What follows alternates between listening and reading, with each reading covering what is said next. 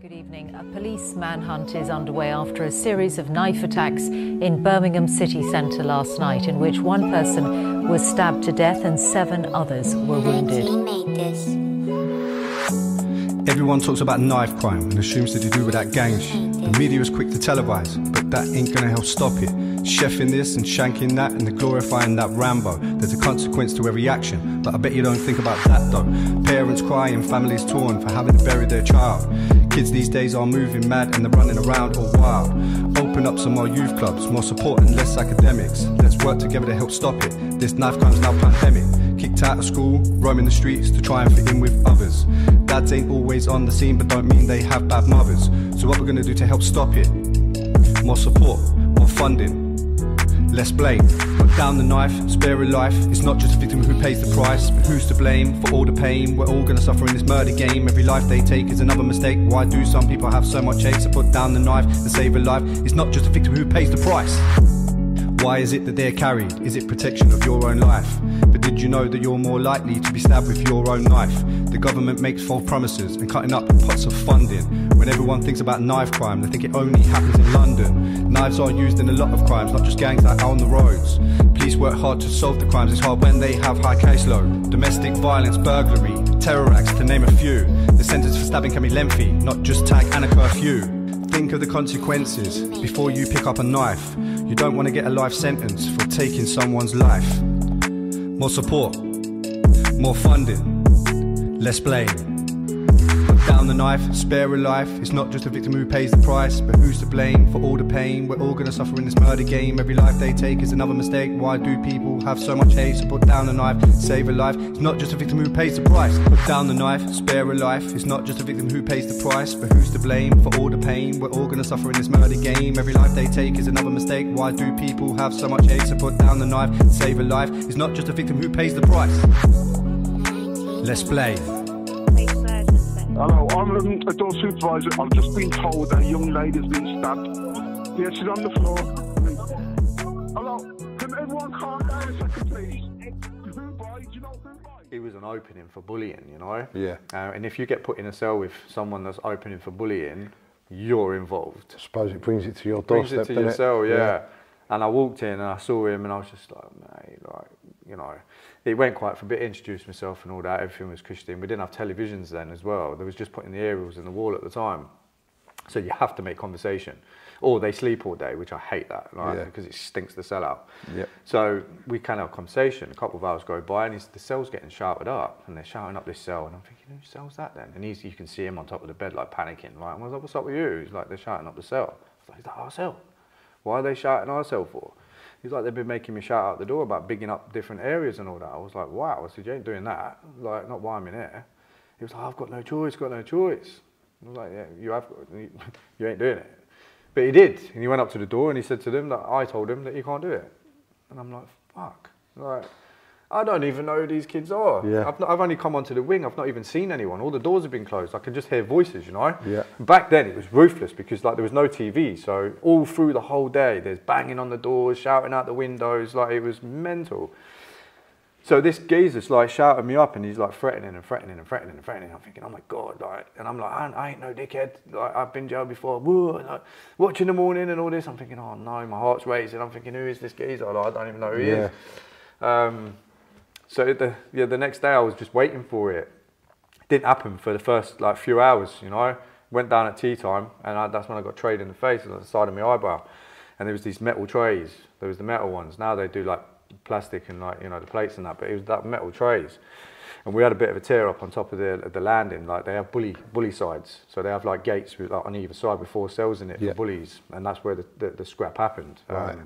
And we got like tweeted up and all that.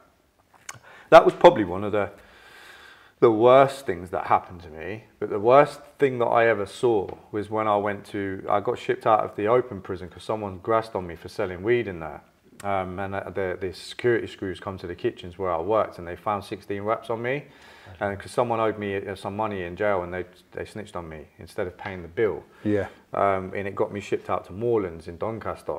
And that was where all the nutters were, like lifers, that's where the lifers were, do you know what I mean? And I'd heard stories about that jail. So when I got there, I was literally piping it. I just thought, wow, like this is a big man jail, you know. And I've got in, and gone into my cellmate. I was with some kid from Tampa Bay in Florida. If you watch it, I can't remember his name, but he was from Tampa Bay in Florida. He used to do this mad thing with a towel, and he used to be rubbing his afro, and it would turn into like little balls on his head, and he'd be constantly doing this. I'm like, why do you keep doing that? And after a while, I'd see why it was working. He had all these like little balls on the top of his head, and that's exactly how he wanted it. You know what I mean? Like massaging his afro and that. I thought, wow, that was strange, but he was a good lad. So I went into the shower. I had a shower. And I'm there showering away in my boxer shorts, because you don't take your boxer shorts off, with me Radox, because back in the day it was the Radox was the shower gel. Yeah. If you've got Radox, mate, that's the one. So we were showering, and there was another kiddie over that side, and this massive geezer walked in, this black guy, like he had a few teeth missing at the front, looking proper serious, do you know what I mean? And I've like looked at him, and he's like done that to me. And I was just like, hey, all right then. And I've like carried on washing, you know. And then all of a sudden I could hear this screaming. I've looked round, he's literally cutting this geezer up in the shower. But obviously blood and water mixed together. It's gonna go it looks everywhere, bad, yeah. doesn't it? You know, it looks like there's claret everywhere. Like a slaughterhouse. Yeah. And he's literally slicing them up. Like all of his back, his arse cheek, everything. He sliced it, he did him good and proper. And I don't know why that happened. Still to this day, I don't know why that happened. But as he's gone walking out, he was like, don't say a fucking word. I'm like, well, of course not. Yeah. Like, you know, I ain't going to say nothing like that, because that ain't going to be me, you know? Yeah, yeah. And then the alarms started going off. They all started going off. I'm in my cell drying myself, and I'm all pale white. And my pad mate's like, what's the matter with you, man? I'm like, you don't want to know. Do you know what I mean? And then we went outside, exercise. And there was this big bunch of lads over in the corner. And they all called me over. And what the geezer that had done what he'd done was there, and I was thinking, oh no, like, are they going to think I've grassed them up or something? So I was shitting my pants. So I've walked over, and they was all just like giving me respect, man. And I've been in there, what, a day? By that time, because I hadn't said anything, I had everything I needed, just from that one situation. Incident, yeah. So where a situation should have been bad, it actually turned out really good for me. It didn't for him, obviously, but it turned out really good for me, and I had about 7 months left. So having 7 months left, I've still got a little while left, you know. And when you're in a jail like that with no TVs and you're banged up and you're like 23 hours a day, that's a long time, you know. So when you actually do come out and you get to congregate with everybody else on association, it's good to have a bit of respect in a way. People should expect that you wouldn't say anything anyway, you know. That's just code, isn't it? You just don't say anything, and that's just how it should go. But yeah, that worked out right. So that's... You say that though, about people shouldn't say anything, but we'll just go back a bit to what you touched on about the guy grassed you up. Basically, grassed you up just to get out of a debt. He owes you a bit of money for some weed. This is what you get though. Yeah. You know, like even though like now I don't live by that code. You know, you've got a difference, right? You've got a difference between criminality and a normal member of the public. Yeah. If you're involved in criminality, the code, you don't snitch, you just keep, you know, you're involved in it, take it on the chin, whatever comes, isn't it? Yeah. But if you're a normal member of the public, why can't you? Like, why wouldn't you phone the police if your house gets burgled, if you know who's done it? Like, if someone's robbed your car, why can't you phone the police and say, oh, blah, blah's robbed my car, I've got cameras, I'm going to give you the evidence, this is who we've got on camera. And that can't be classed as snitching, because you're just a normal member of the public that are paying their bills, and they've got a 9 to 5 job. But when he was associated with it, it's a bit of a dirty old trick to play someone, isn't it? Yeah. And that's the point. Excuse me. Did you come across many people like that in the jail system, or is it? Loads. Loads, yeah. What you'll find is, in prison, you've got a lot of people that like to take drugs. And back then, they used to sell tobacco. So a little matchbox would be like an eighth of tobacco, yeah? And that's like a measurement of it, so you know, right, that's an eighth. Or you get 2 of them, oh yeah, that's a Q, I know how much that is. Someone will come and say, like, I need an eighth of backy. You'll be like, all right, so it's double bubble back, so you get an eighth, you've got to give me a Q back. You get a Q, you've got to give me half ounce back, you know, it's like that. And what they'll do is they'll ramp up a debt of however much, let's say tenner, for example, and they'll fraggle themselves off. Instead of paying you the money, they'll tell the screws that they're in debt, they're getting bullied, this person owes it, or that person they owe it to, and they'll get themselves fraggled off. And they'll go down the block, or they'll get put on the non-swing or something, just to get away from it, and then shipped out of the jail because of their own safety, you know. But they've got themselves in debt in the first place. Yeah. So you as a prisoner or someone that's selling stuff in jail, you're going to sell it. Even if there's a risk that they're not going to pay it you back, you're going to sell it. Because it'll either go one of both ways. They'll either fraggle themselves off or they'll pay you. If they don't pay you, just take a loss. It's crazy that they do that though for such little amount, because surely if they're going to be in that prison system, you know, at some point they're going to bump into one of them people again somewhere along the line, aren't they do. Yeah, they do, 100%, because they're going to come back, just like we're going to go back, like, and you will bump into them again at some point. You'll be like, remember that tenner you owe me? Yeah, and then you go in the cell, shut the door and smash him in. And then snitch on you to screws. So it's always just a revolving door, you know, it just goes around in circles. So that was like white wise. So yeah, and then I like continued really. I got myself involved in some crazy other stuff. You know, I was involved with a bigger firm at this point, which I can't name. You know, like, so I was involved with a bigger firm, and I was doing more crazier stuff. Yeah. And it got to the point where it was close to a murder thing, but where I was so prolific in what I was doing, with the sentences that I was getting, it was getting higher. And I had a 4-year stretch for it's like a second strikey charge. And what happened was I'd gone up and I'd done the same thing again on a third occasion, which back then that 3 strike you're out thing came in. Yeah. And that's what happened. And it was the same judge that did me for the second. So obviously you're taking the piss. Yeah, now he's going to make an example of you. You're taking the piss. And I was supposed to go to rehab at that point because I was still on and off drugs, just doing crazy stuff. And I had a rehab placement in Sheffield. And the day that they come and raided my house was the day I was supposed to go rehab. And I lost that placement. So I got remanded in jail, and I was on remand for quite a long time. And then behind my back, without me realising, like I had drugs workers in that fight in my corners to get me into a rehab somewhere else, which led me then to move to where I were, because when I went up in court, the judge got me standing up. He's like, count your lucky stars, Mr. Scott. I was going to give you 7.5 years today, but you're going to be moving down to the southeast. You're on a 9-month order for rehabilitation. You need to stay there for a minimum of 3 months. You'll come back up in front of me and I'll give you the 7.5 I was planning on giving you. So I was just like, oh, that's a touch, mate. Like, I'll go and swerve that straight away. Go to rehab, do the rehab. That'll be a piece of piss. It weren't that as easy as what I thought it was going to be. So I got there and I thought I'll last the 3 months and then I'll chip. But then they banned me from Nottingham for 3 years. So I thought, well, where was I going to go if I leave? I know I can't go back to Nottingham because I'm banned. I'm not allowed in Nottingham for 3 years. So I went with the programme, which was then made me start talking about stuff about my life. I didn't talk about everything. I was quite angry. I wanted to beat everyone up in the rehab. Even staff, some of them, like they'll remember. I was just like, I was losing the plot.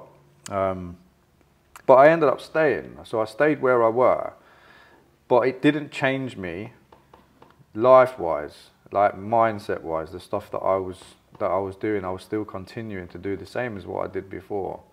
And I got back involved with people again because trouble seemed to have followed me. Just to attract them same type of people. Yeah, and I got back involved with stuff, and I was like, what do they call them? Kleptomaniac. You know, when you steal something, you don't even need to nick it. Like, yeah, like a habit. That's what I was doing. Yeah, I went into court. This is so stupid as well. Right? This is one of my most embarrassing charges on my DBS. So I was in the co-op, local co-op, and I went in there to buy something. And I'm just walking around. I had money on me, and I'm walking around, and out the corner of my eye, I spotted a cheesecake. Don't ask me why, how random that is. It was a bloody cheesecake. So I saw it, picked up the cheesecake, put it in my coat, went and paid for the other stuff that I had in my hand. But at the time when I put the cheesecake in my pocket, there was police officers outside the window and they was mirrored. So I couldn't see them, but they could see me. I didn't know that. So I paid for my stuff, and as I've gone walking out the door, 2 police officers have stood there. And I'm like, oh no. And I'm thinking, no, the cheesecake. So there was like, we've just seen what you've done through the window. So okay, what you got in your jacket? And I've literally, like, had the embarrassment of it. I've pulled out a cheesecake and it was like £1.99. You know, like, I've got money, man. Let me pay for it. And they was just like, no, we're arresting you. It has to be suspicion, obviously, even though they've just caught me doing it. I don't understand why they say that. But they nicked me for the cheesecake. Got me up in court for a £1.99 cheesecake, which is on my DBS. I swear, that's so embarrassing. Like, yeah, I'm this gang member and I've been stabbed, this and that, but I've been nicked for a cheesecake. Like, it's just, yeah, it was off kit. But because of that, the police in that area now know who I am. So they've seen my depths on their systems and stuff, and they've seen all this stuff I've been involved with. And they now know that they've got the rogue Carl Scott in East Sussex. Let's keep an eye out for this guy, which they did. So I did try and turn my life around a little bit, and I got myself a driving license, and I did things properly. The minute that I come off a ban, because I was banned for years, and I think it was 2007 my ban ended.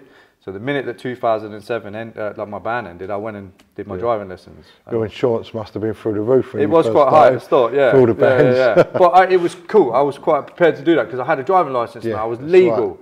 Right. And I'd be driving through my area, and they'd pull me over all the time. The minute that they drove past me and they saw my mush, they'd pull me over in Sainsbury's car park, traffic police all coming, people staring at me out the windows and that. I'm thinking, oh my God, this is embarrassing. I've got insurance. No, you ain't. Yeah, I have.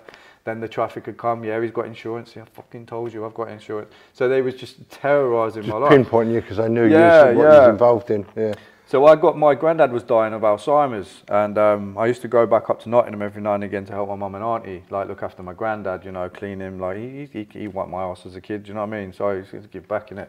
Yeah. And I thought this was all right, so I got involved in care work, and I had a meeting with a care place, and I told them about my criminal record. I was like, listen, you know, I have got a colourful background. I'm not going to lie. And they was like, look, well, it seems like you're trying to make a change in that. We'll give you a second chance. I was like, perfect. So I got involved with care work, and I loved the job. I thought it was brilliant.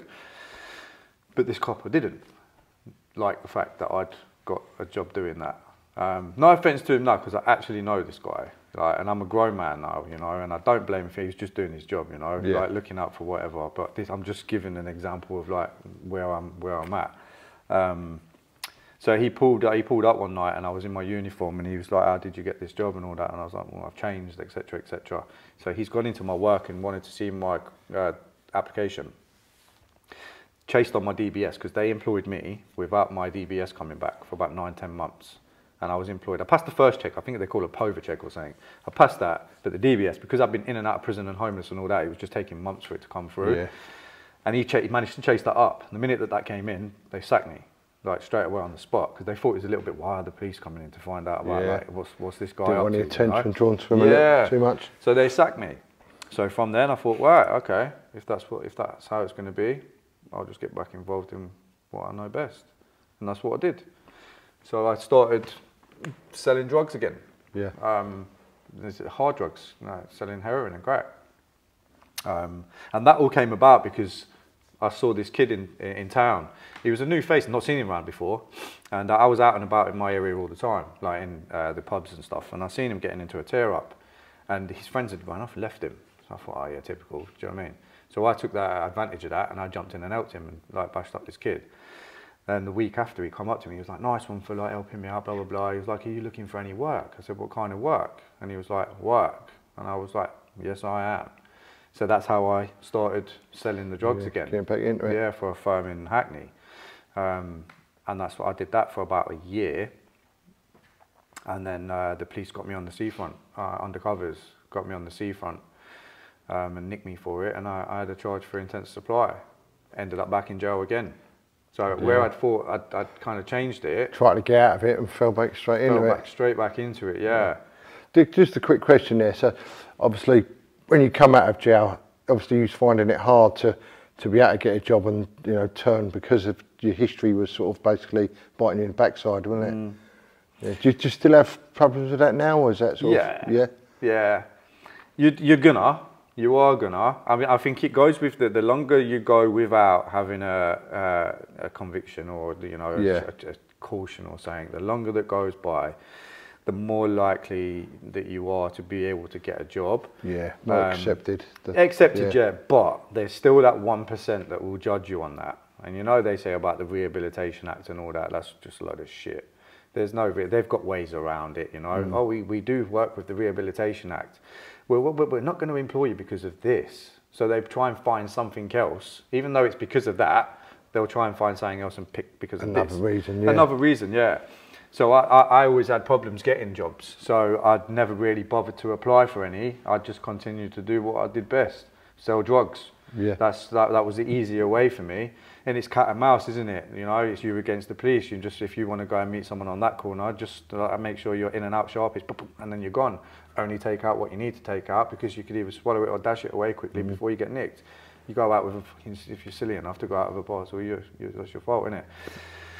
So yeah, so I got another sentence, and I got out end of 2013, and then from then, I'd had enough. Because that was a hard sentence for me, because I had kids now. Yeah. I suppose as well, like, once you've got kids, it's not just your own self to keep, is it? You're thinking about them and who's looking after them, etc., etc. Yeah, and it makes you like, you feel different. Like, it's the difference of how you feel, in mentally as well. It was just like, oh my, like, it wasn't for me anymore. You know, like. Yeah, I suppose, like you say, you're not just affecting your own life now, you're affecting others as well. 100%, yeah. You know, we're coming up with lies like, "Where's your dad?" or "Is there?" You know, it was just one of them. So that was hard doing that sentence. So I went to Lewis, and then I went to Coldenley and Surrey.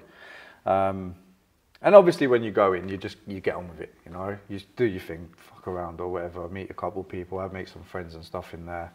And this is another thing I say to kids. You know, like there's things that you'll see. I'm not here to glamorise anything about my crimes. That's why I hardly talk about my crimes, because I don't see the point. There's no need to talk about it. It's about the stuff where I've been that I talk about, to be trying to put people off of going. I can't. There's only so much you can actually say. When they go themselves, they'll realise like exactly what it's like. It's just trying to stop that from happening before they do, because they will regret it. I find as well, like, say, like youngsters that are watching, they're not going to listen to a school teacher or police officer, but someone like yourself that's been there, done it, got the T-shirt, they sort of can relate to that, can't they? Yeah. So. And I find that, like, I build up rapport with kids quite quick, and I'm to the point with the kids as well, and I don't mess about, you know. They don't want to be messed about with, just tell them how it is, you know. But when I went into Coldenley, like, that spice was about then. Yeah. You know, that mad stuff that people are smoking, like. And there was this geezer, and he was, and this is when I thought different about this prison system, you know, like, because I thought, like, you know, like, the screws are supposed to be there to help and support you and look out for you, as much as they can, or as much as you want to get them involved, you know. Yeah. And there was this guy, and he did have a spice problem. Keith, his name was. Because that spice makes them like, just like zombies, doesn't it? It's like. Well, you think it does? It does. I've seen it do different things. Like, I've seen people fitting out on the floor, foaming at the mouth, like, you know, and then I've seen people literally really hyper, like they've had an ounce of coke, you know. Yeah. So, and then I've seen different behaviours of, like, their voice tones changing and their face looks a bit different, and it depends what one you have. There's different strengths for different ones, you know. Gotcha. Whichever was the strongest one, everyone would try and make sure that they get that one in, because people would go for it straight away. The money's there instantly. £50 in that account, this account, that account. You know, it was like everyone going around, who's got a phone, who's got a phone, I need to put £50 in this account. And you're just going around just doing that. And like, spice was the thing back then, you know. Yeah. Just a little bit of a crumble was like £5. And it's just like, fuck me, you can make a killing out of that. So what was happening were, and I'm not trying to like pin out people's ways of getting it into jail, but how we was doing it was like Rule 39 letters. So screws can't open Rule 39 letters. They're solicitor letters, they're private. You'll get some screws that are lazy and some screws that are Jobsworths. The Jobsworths one, obviously they're doing their job. Sweet, you're being paid for that. But we want the ones that are lazy. Because when you get your letters through, the screws have to literally hand you that Rule 39 letter, the solicitor letter. They can't open it. They would say to you, open it in front of us. The lazy ones would never say that. So they give you the letter. And it's like, oh, you've got a solicitor letter here, Scott. All right, yeah, sweet. Do I open it? No, go on, mate, you're all right. Thank God for that. There's like half ounce of spice in there, you know. Okay. So that's how it was like coming through. And that half ounce of spice is making you £2,500, £3,000. So you know, and like you get a mobile phone in there, just one that you can go in Tesco's to buy, where you just put £9.99 with your extra £10 top up on there for a tenner. That's going for 400 or 500 quid. So there was a lot of money to be made in there, and I was seeing things differently. I'm thinking, wow, this was not like it back in the day, you know. But this geezer that was smoking this spice, because I thought, wow, this stuff's mad, like what it's doing to people. He was bouncing up and down on the bed, like, no, actually, I'll tell a lie. Sorry, I'm going a bit fast forward there. He come out of his cell and we was like, you all right there, Keith? And he was like, oh no. His face was all green and that. We thought, wow, he looks ill. Go back in your cell because the screws see you. They're going to lock you up anyway. And he's like, no, I'm going to tell the screws I've been smoking. I was like, why are you going to do that for? Don't. You're panicking. Go in your cell and just chill out. Anyway, he goes down to the screws and tells them he's been smoking spice. So they banged him up, just like we said they was going to do. We could hear a load of screaming and yelping like from the cell. We thought, what's that? So we've like walked and like opened up his flap and he's bouncing up and down on his bed. So where he's bouncing up and down, it's crazy, I tell you. So when he's bouncing up and down on his bed, there was like a chair. It's like you know, like you've got a bunk bed. So take the top bit off and it's just the bottom bit, like metal frame. And there was like a chair next to his bed. He's like bouncing and bouncing and bouncing and he slipped. So when he'd slipped, he'd fell in between the chair and the bed and snapped his neck. So we knew for instantly then, he's dead. Like he's not moving at all. Like he's literally, like you could see, he was basically bent up. He broke his neck. So we've shouted the screws, like what's happened. They took about 5 minutes to run up the stairs. They've come up the stairs, they've looked through the flap and they stayed at the door and didn't even open it. So they banged us up, bang up, bang up, bang up. So all the doors are banging up. And my cell faced the whole way down the landing. And we had these little spy holes in our flap. So if the flap was closed, we could still see through because there was a little spy hole. Or we could see through the gap of our door. They wasn't opening the cell door. So they weren't even attempting to see if he was alive or try and save his life. So we're shouting at these screws saying, you need to like get him out of the cell, get him out of the cell, what are you bastards, what are you doing, blah, blah, blah. The minute that they heard that the ambulance service had now landed on the wing, they decided to open the door, pull him out and start doing CPR. And when I saw that, I thought, wow, you actually don't give a fuck about the prisoner. Yeah. You just want them behind the door. Only a couple, I'm going to say all of the screws, because I've met some all right screws, you know, some of them are all right. As long as you're behaving yourself, they're all right, you know what I mean? But these ones on that particular day, wankers, like wankers. Because that could have been prevented. That whole thing could have been prevented instead of just banging him up in his cell because they should have sent him to hospital because he weren't well. Yeah, and that was me when I saw that. That was my sight. That was me. I thought, wow, that can't be. It was a long sentence for me. Yeah. Like I suppose you know you got kids and you want to see them. Yeah. You know, different toll on your body. So I changed my mindset when I come out. Yeah. So I decided like that was it. That was enough. It did take me some time to adjust. I did make a couple of mistakes. I was taking drugs, like I was sniffing coke and that, and I was sniffing a lot, and I was having a lot of domestic incidents with my missus at home, out of character stuff for me. And I had a blood test and my liver was severely damaged, and I had to go on some treatment like this chemotherapy. And that made my mental health go through the roof. I had to have like an injection every week. I had to take like 6 pills a day. Like it just made me go nuts. Yeah. So when it got to the point where I was that bad mentally in the stuff that I was getting up to, I was literally like removed from my house by the police, which led the social services to get involved, banned from seeing my kids, and that was just like rock bottom from then on. It took me a while to get out of it and to realise the stuff that I'd lost and what I needed to do to build that up and get that back. And then I decided to do that in 2017 was when I'd made the massive change of like, what am I doing? You know, it gave my head a bit of a wobble. And I started to do things differently because I had other kids with my current partner. And I thought, nah, I've had enough. You know, I had this light bulb moment of like, wake up. I've done all of that stuff throughout the whole of my life, and I'm like now what, 35 at this point, and like what have I got to show for being 35? Nothing. I don't own my own house, didn't own my own car, didn't even have a job. Like I was living on benefits at 35, you know. All that life is just literally gone. It's passed me by, never going to get it back. So I decided to stop everything. So I just cut off all the drugs completely and just left it alone. And the minute that I did that, my mindset changed and made me think about things differently, made me look at people differently, and it made me have more respect for myself. And with the respect that I had for myself, it made me be able to respect other people. Yeah. And I started to love myself more. So all the traumatic stuff that I'd been through, I'd learned to accept it and get over it, to look at myself differently in the mirror.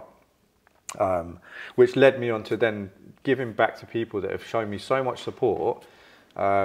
And I started working and helping out in a drug and alcohol service. And I volunteered there every single day, 5 days a week, 9 till 4, every day. and I was doing anything that I could to help and give support. And they offered me a job, and I worked. Was that just voluntary, or was that no paid? Yeah, good, yeah. nice. Which was one of the first employments really, other than the care thing and all that I'd ever had. Yeah. Because with a criminal record, you know, like it's hard to get a job, and they was cool. They took me on, and then from doing that, it led me on to doing volunteer work with the police. Restorative justice with a lady called Nikki. That looked at my credentials, you know, like I fitted the critique on point, you know, that's what they was looking for, all my stuff, like all my gang stuff and that, because of these kids, there was a lot going on at this time. So I was going into the police station, talking to a couple of kids one-to-one, you know. Ones that had been arrested and stuff? Yeah. Their parents was really worried about them, they weren't telling them where they was going, there was a lot of gang stuff going on, and I was just basically sitting there, basically what I'm doing with you. Yeah, just trying to guide them in the right way. Yeah. Which led on to a project, an early intervention project that came about in East Sussex at the time for a guy called Chris Farrell, an inspector at a police station I know really well. Reboot it was called. Massive project. It was done out of the serious crime strategy for like the Home Office and that, and a local crime commissioner funded all the project. And I got a job working with early intervention. That was then for me where everything that I've done in my life helped me with this job. Yeah, and you're now giving back to the community as such. Which is, yeah, and that's what led that on. So I built up a lot of networks through that, a lot of contacts, and me as a person, even though I'd done that, what I'm doing now and the success that I was getting out of what I was doing with these kids that I was working with was massive. And everyone started to see me a little bit differently. Like, actually, this guy's got something, you know. Yeah. Like he's on the ball. And where the project was brand spanking new, my area, I was covering like about 5 areas on my own. There was 9 other coaches, but it was all based around like East and West Sussex. But my area, I was covering on my own. And where the project wasn't out there yet, it was up to me to go and put it out there. So go for meetings in schools and social services and different other projects and stand there and put Reboot across to people. This is what we do, this is how we're going to do it, this is the referral process, and within doing that, they was all coming through.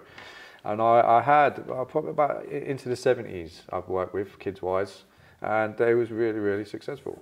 Quite a lot of them. A few of them, you know, there was past the early intervention, but which nothing to do with us as a project. That was just them, you know. Yeah. Can I just jump in and ask you? So yeah. Did you come across any kids you're working with that were like yourself at that time, sort of was rebellious and didn't want to listen? Most of them. Most of them, yeah. Yeah. Which I found that a challenge, and I liked it. Yeah. Because that was the challenge that we was looking for. Yeah. And that was the whole point of early intervention, you know. It was sitting there with them and, you know, making a plan. Make their plan. It's a personalised plan, a plan for them. What do you want to see in your future? Where do you want to be? What do you want to do? What you know, what would you like to do for employment when you get older? It's like planning these stuff and looking at things. Yeah. Setting goals that they'd like to achieve, but reachable goals, not something like, oh, I want to fly to space by the time I'm 17. Never going to happen, you know. It's about setting things up for them that they know that they can achieve. Realistic goals, yeah. And it could be something as simple as, I've always wanted to go boxing, but I've never been and walked through the door because I'm too nervous to do it on my own. Okay, sweet. I'll find you a boxing gym and I'll take you. And that's what I used to do. And then we'd sit back a week later when we're doing his one-to-one. What out of these goals, which one have you achieved? Oh, you've achieved all of them. Brilliant. Well done. So that's given them now a boost that because they can do all this, they can do anything that they want, anything that they can put their mind to. So that's what that job was based around. Yeah. So because of the knife crime, the knife crime that I'd been through, being a part of and victim of as a child, I'd then set my mind on, you know, trying to help kids as much as I can with what stuff's going on in the community. Try and keep as many people safe from it as possible, and try and get the message out there, not only being about my story of what I've lived, not even just about the knife crime, just everything surrounded it, because all the stuff surrounded it led to it.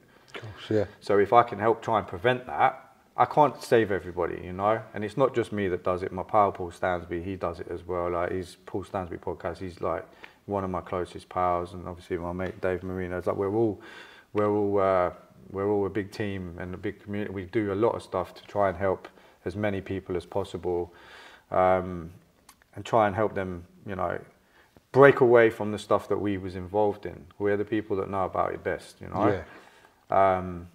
So from there, like now, you know, I travel the country, and I go and do talks in different schools, and I meet with parents that have lost their children to knife crime, and luckily they allow me to film this for my YouTube, and I turn it into little documentaries, and it's just putting awareness out there for other kids to see. Like this mum has lost her 16-year-old kid.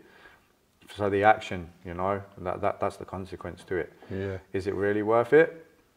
No.